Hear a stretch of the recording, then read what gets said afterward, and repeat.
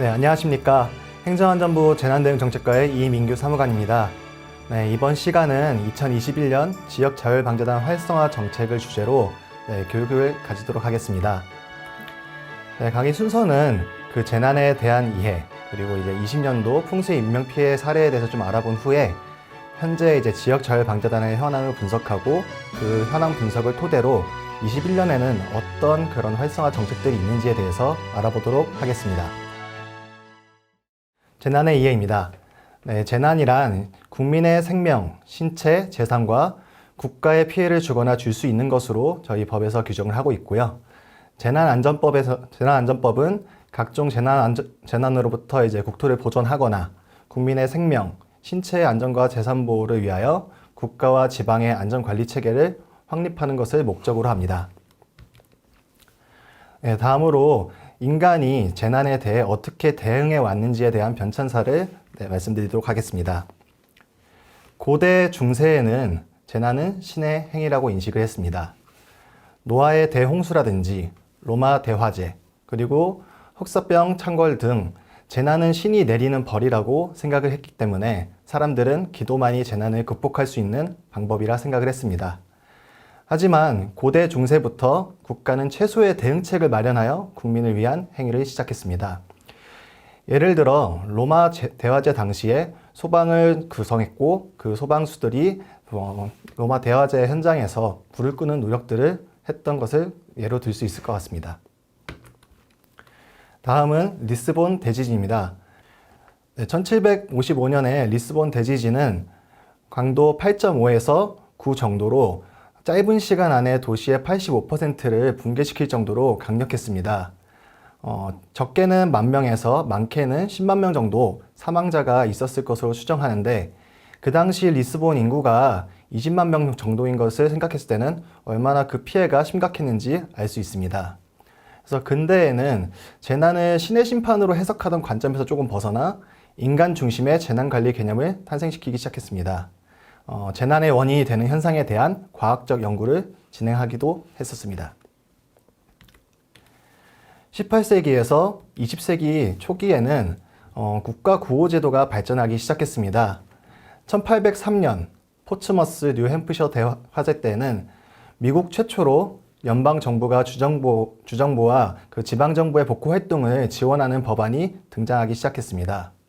또한 1927년 미시시피강의 하류가 범람했을 당시에도 이 사건을 계기로 1905년에 공식 구호 기간으로 지정돼 있던 적십자사가 구호 활동을 본격적으로 전개하기 시작했습니다.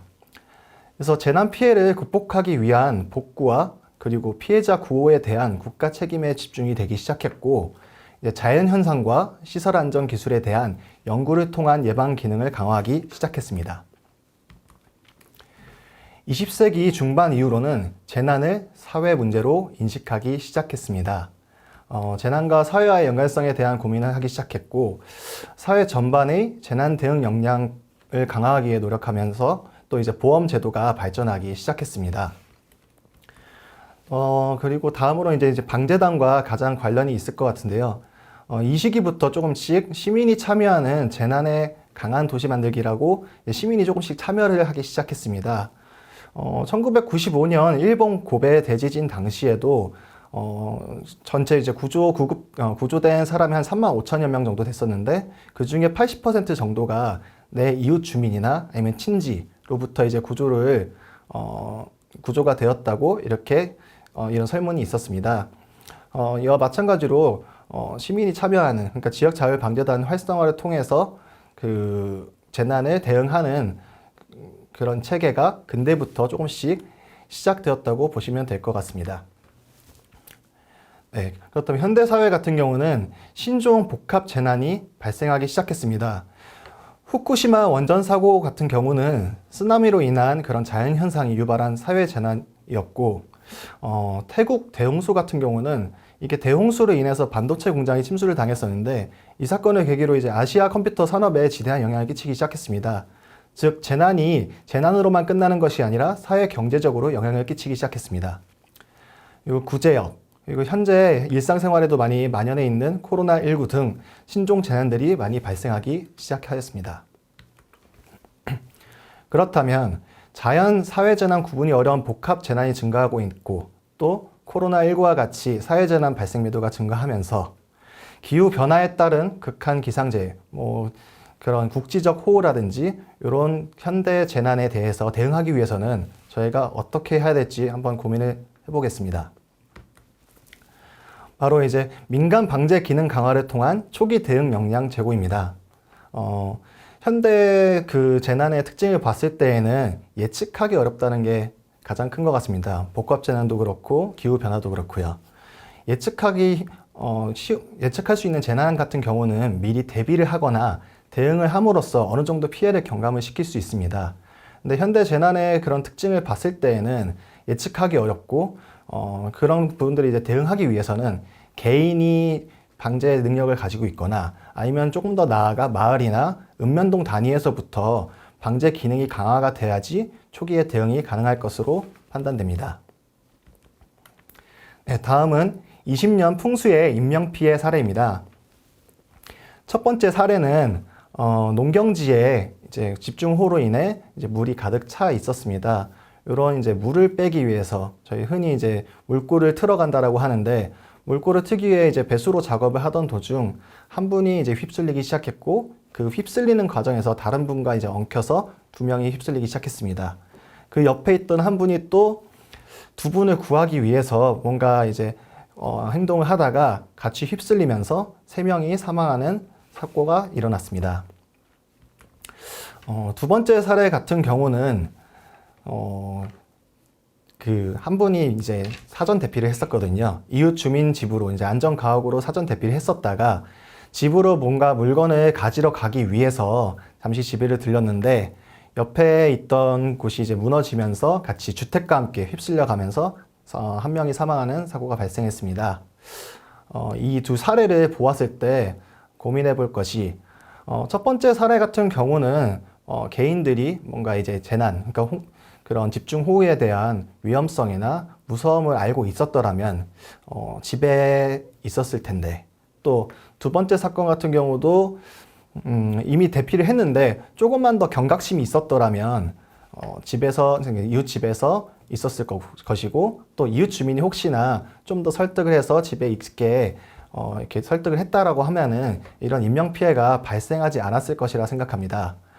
이런 부분들을 생각해 볼 때 저희가 지역 자율 방재단이 활성화돼야 된다라는 결론에 도달할 수 있었는데 그 이유는 첫 번째로 개인이 재난에 대한 위험성을 인지해야 하는 부분들이 있는데 방재단원으로서 활동을 하거나 아니면 이렇게 방재단원 활동하면서 교육을 받는다거나 했다라면은 분명히 이제 개인적으로도 이제 개인적으로도 그런 방재에 대한 그런 기능이 강화가 되고 또 역량이 있을 것이기 때문에 이제 최대한 그런 재난 상황에서는 안전한 곳에서 대기를 했을 것 같습니다. 그리고 두 번째로 만약에 주변에 지역 자율 방재 단원 분께서 계셨다라고 하면은 위험성에 대해서 말씀을 해주시면서 충분히 설득하고 얘기를 하면서 이렇게 주민이 사고를 당하신 분이 밖으로 나가지 않게 막을 수 있었을 것 같습니다. 그리고 추가적으로 생각을 해보면은 지역의 실정을 제일 잘 알고 있고 지역 주민들과 친밀도가 가장 높은 사람들은 결국 같은 공간에서 생활을 하고 있는 지역 주민분들입니다. 그런 지역 주민분들로 구성되어 있는 지역 자율 방재단이 활성화가 되어야만 그런 지역 안에서 또 마을 단위에서의 방제 기능이 강화될 것으로 생각됩니다. 네, 다음은 지역 자율 방재단 현황 분석입니다. 방재단은 20년에 56,959명으로 19년 대비 1,255명 감소했습니다. 13년 이후 5만 명대에서 정체되어 있는 현황입니다. 네, 편차는 지역별 단원수 편차가 굉장히 크고 또 단원수가 100명 미만인 지자체가 있었습니다. 인구 1만 명당 단원수 평균 25.8명으로 농촌, 산간 등 비도시 지역이 많은 지역이 이제 도시 지역에 비해서 많은 경향이 있었습니다. 또한 면적 1제곱킬로미터당 단원수 평균은 0.36명이었습니다. 인구가 많고 밀집된 도시 지역이 높은 경향이 있었는데 평균적으로 생각을 한다 하더라도 한 명이 한 3제곱킬로미터 정도 이렇게 담당을 해야 되는데 혼자서 그 많은 범위를 뭔가 총괄하고 그리고 그 대응을 하기에는 조금 어려운 것이 사실입니다. 다음은 구성 단위입니다. 자연재해 대책법에서 현재 방재단을 시군구 단위로 조직하도록 하고 있습니다. 또한 필요시 읍면동 단위로도 조직할 수 있게 이렇게 법적으로 규정이 되어 있습니다. 지금 현재 방재단들은 대부분 이제 시군구 단위로 조직이 되어 있고 또 이제 읍면동 단위로는 봤을 때 20년 10월 기준으로 1184개 정도 읍면동에서 방재단을 구성하고 있었습니다. 현재 단원 관리 부분에서는 단원의 연령, 지역, 활동 이력 등 그리고 가용 장비나 그런 부분들에 대한 정보가 부족한 상황입니다. 그렇기 때문에 적재적소에 인력을 배치하기 힘들고 또 적절한 장소에서의 방제 활동을 하는 데 어려움이 있는 상황입니다. 다음은 방재단 운영입니다. 특성이 유사한 지역 간에도 활동 실적 등의 차이가 있었습니다. 아래 보시는 그런 두 개의 예시가 있는데요. 요 예시의 그 두 개의 지자체 같은 경우는 같은 시에 인접해 있는 두 개의 구입니다. 앞에 사례를 보셨을 때는 방재 단원이 180명임에도 불구하고 활동 연인원이 60명밖에 안 되는 것을 볼 수 있습니다. 그와 상반되게 옆에 구 같은 경우는 방재 단원이 오히려 더 적음에도 불구하고 활동 연인원은 거의 10배 이상으로 많은 것을 볼 수 있습니다. 만약에 이 두 지자체가 먼 곳에 있는, 그러니까 지역적으로 거리가 멀고 또 재난 특성이 다르거나 지역 특성이 다른 곳이라고 한다면은 다른 요인들이 좀 작동을 할 수 있겠지만 이렇게 인접해 있는 것을 고려해 봤을 때 얼마나 이제 관심을 가지고 있는지 또 얼마나 열정적으로 활동을 하고 있는지에 따라서도 운영적인 측면에서 그런 차이가 발생하는 것을 알 수 있었습니다. 계획 관리 부분은 현재 저희 행안부에서는 전국 자율방재단 연합회로부터 연간 계획을 받고 있지만 이제 시군구 단위 방재단의 계획 수립이나 이행 여부 등에 대한 관리는 부족한 상황입니다. 또한 지역 실정을 잘 알고 있는 민간 영역의 정체성을 부각할 수 있는 업무가 불명확한 상태입니다. 지역 자율방재단의 가장 큰 특징은 지역 특성을 잘 알고 또 지역 주민과 친밀도가 있는 분들께서 직접적으로 방재에 참여한다는 그런 부분들이 특징인데 그런 부분들이 잘 안 되고 있는 상황입니다. 좋은 예로는 서귀포시 같은 경우는 방재단장님께서 지역대책본부 상황판단회의에 참석해서 어느 지역에 어떤 물자가 더 필요한지 어디로 보냈으면 하는지에 대해서 의견을 제출해 주시고 그 부분에 대해서 서귀포시에서는 지원해주는 그런 좀 유기적인 관계가 유지가 되어 있습니다. 단장님께서는 이제 오랜 기간 동안 이제 그 지역에 있으면서 지역 실정을 잘 알고 있기 때문에 그런 식으로 의견을 제출하는 것도 가능한 것으로 보입니다. 인지도 부분에서는 분명 이제 지역자율방재단이 위험한 재난 현장에서 활동함에도 불구하고 이제 좀 홍보가 부족한 탓인지 홍보가 부족해서 그런 인지도가 낮은 부분이 있습니다. 유사한 단체로 이제 의용소방대라든지 아니면 자율방범대에 비해서도 조금 인지도가 낮은 것을 알 수 있습니다. 세 번째로 재난안전교육 부분입니다. 현재 직무능력 교육이나 전문교육 그리고 자체 교육 등을 시행 중이지만 교육 커리큘럼이나 이제 교육 참여 횟수, 인원 등이 조금 미흡한 상태입니다. 또한 방재단의 소집, 투입 또는 활동 지원 등을 위해서는 민간 자원 연계를 위한 담당 공무원의 역할이 굉장히 중요한데 현재 담당 공무원 대상으로 한 체계적인 교육 과정이 부족한 상황입니다. 마지막으로 법령 제도 부분입니다. 저희가 작년에 이제 재난관리 평가와 관련해서 방재단의 활동 실적들을 갖다 이렇게 취합을 했었는데요. 활동을 분석해 본 결과 이제 자연 사회재난 구분 없이 방재단 분들께서 이제 활동을 해주고 계신데요. 지금 현재 방재단 자체가 근거 법령이 자연재해 대책법이다 보니까 활동 범위 자체가 어떻게 보면 자연재난으로 좀 한정되는 부분이 있습니다. 그렇기 때문에 현재 이제 개별법을 이제 방재단 관련해서 개별법을 제정한 것이 필요할 것으로 생각됩니다. 활동 지원 부분에서는 이제 전문 활동 및 위험성이 동반하는 업무를 수행하고 활동하고 있음에도 불구하고 정당한 수당 지급이 조금 미흡한 상황입니다. 예를 들어 지금 현재 교통비나 식비 등 경비는 지급하고 있지만 재난안전활동 소집에 대한 수당 지급은 조금 미흡한 상황입니다. 또한 사무실 관련해서는 뭐 자비로 사무실을 운영하시는 곳도 있고 또 관공서 지하나 주차장 등의 컨테이너 형태로 사무실을 운영하는 부분이 있습니다. 이와 같이 좀 방제 활동을 위한 기본적인 지원이 부족한 상황임을 알 수 있습니다. 현장 운영 부분에서는 방재단의 그런 역할 및 임무 규정이 조금 미흡한 상황입니다. 지대보험 구성 관련 조례에서나 아니면 이제 뭐 행동 매뉴얼 등에서 자원봉사자와 구분이 되어 있지가 않습니다. 그러다 보니 이제 좀 아까 좀 전에 말씀드린 정체성 부분, 그러니까 방재단의 정체성을 조금 더 부각할 수 있는 그런 부분들에 대한 규정이 미흡해서 또 인지도랑도 연관이 되어 있지 않나 그렇게 판단됩니다. 네, 다음은 2021년 그 지역자율방재단 활성화 정책이 어떤 것이 있는지, 저희가 어떤 것을 구상하고 있는지에 대해서 설명을 드리겠습니다. 네, 조직 구성 확대 부분입니다. 네, 도시, 비도시 또는 뭐 지역 재난 특성 등을 고려해서 저희가 적정 인력을 산출하려고 노력을 하고 있고요. 그런 적정 인력 산출을 통해서 시군구별로 뭐 목표 인원을 설정해주고 그에 따라서 단원을 확대하고 있습니다. 그 노력의 결과로 저희가 1월부터 이 계획을 수립을 해서 지자체 그리고 방재단 여러분들과 같이 소통을 하면서 계속 노력을 해왔는데요. 20년 12월에 56,959명이던 방재 단원 수가 이번 연도 5월에는 62,568명으로 증가하는 결과가 있었습니다. 앞으로도 좀 지속적으로 노력을 한다면 계속 이렇게 인원이 늘어날 수 있을 것 같고요. 저희 앞에 현황 분석에서 보셨듯이 절대적인 지금 단원 수가 부족하기 때문에 조금 계속 지속적으로 노력해서 늘려나갈 필요성이 있을 것 같습니다. 다음으로 읍면동 구성 확대입니다. 저희가 그 실태를 분석을 했을 때 느꼈던 것 중에 하나가 시군구 단위로 대부분 구성이 되어 있고 읍면동은 거의 없는 부분, 그리고 추가적으로 시군구 단위에 이제 구성이 제대로 되어 있다 하더라도 방재 단원분들이 대부분 읍 소재지에 분포해 있는 것을 볼 수 있었습니다.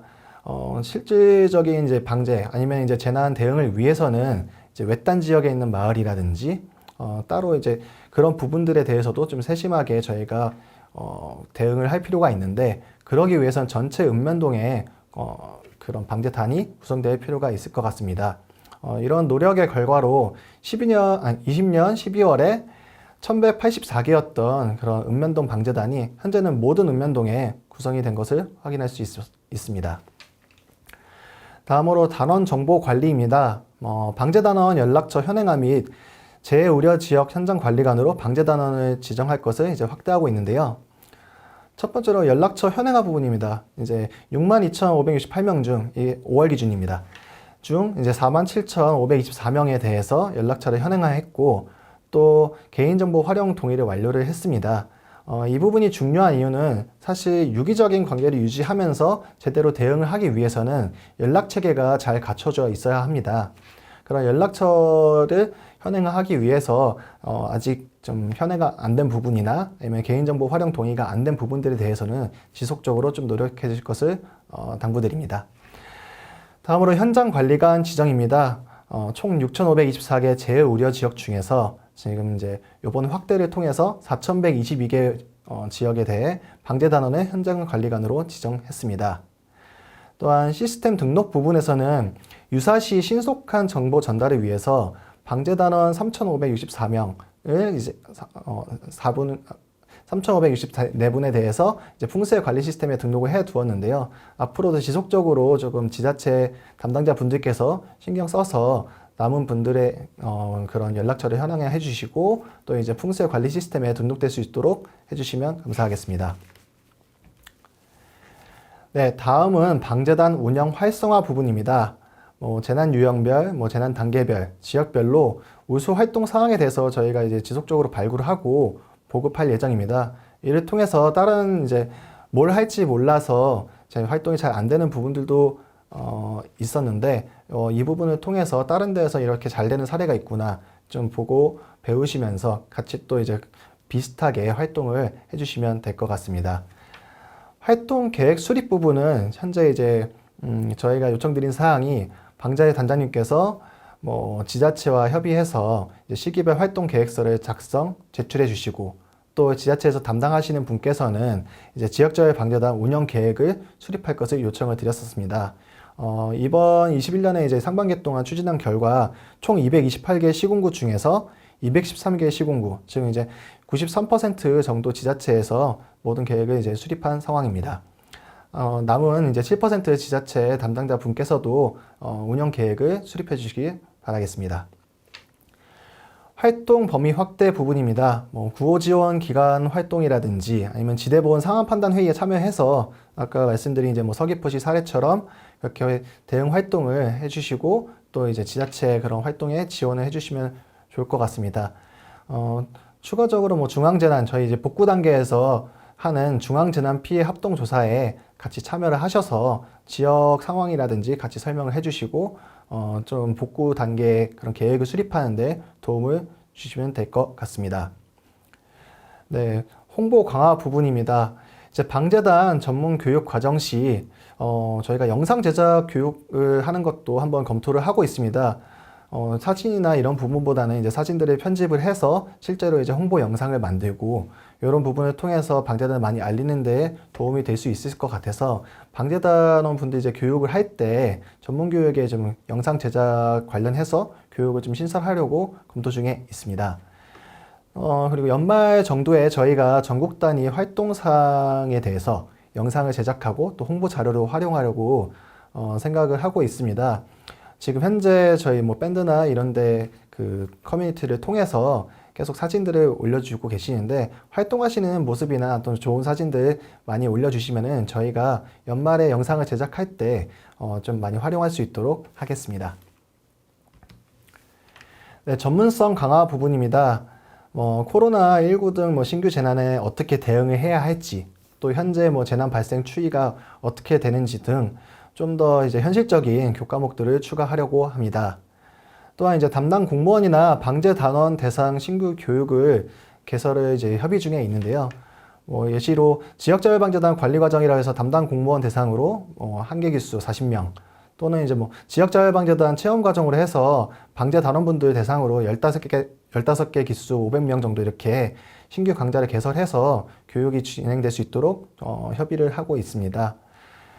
직무능력 교육 같은 경우는 작년에도 이제 매년 저희가 이게 진행해 오고 있는데 이번 연도에는 좀 코로나19 상황들을 지켜보고 가능하다면은 지역을 좀 더 보다 세분화해서 교육 더 많은 인원분들께서 교육을 들으실 수 있게 확대를 하려고 하고 있습니다. 방재단 자체 훈련 부분은 이제 뭐 지역 내 위험 요인 등을 반영해서 자체 훈련을 실시해 주시면 되는데 예를 들어서 실제로 뭐 사고 구조 구급을 뭐 지자체나 아니면 소방, 경찰에서 이렇게 추진을 하고 있을 때 주변에서 같이 이제 교통 통제를 한다든지 이런 부분들에 대해서 미리 한번 훈련을 해주신다거나 아니면 이제 인근 지역자율 방재단과 이제 합동으로 훈련을 해서 언제 뭐 장비나 인력을 뭐 동원을 할지 이런 부분들에 대해서 같이 한번 고민을 해주시고 훈련을 하실 것을 권장드립니다.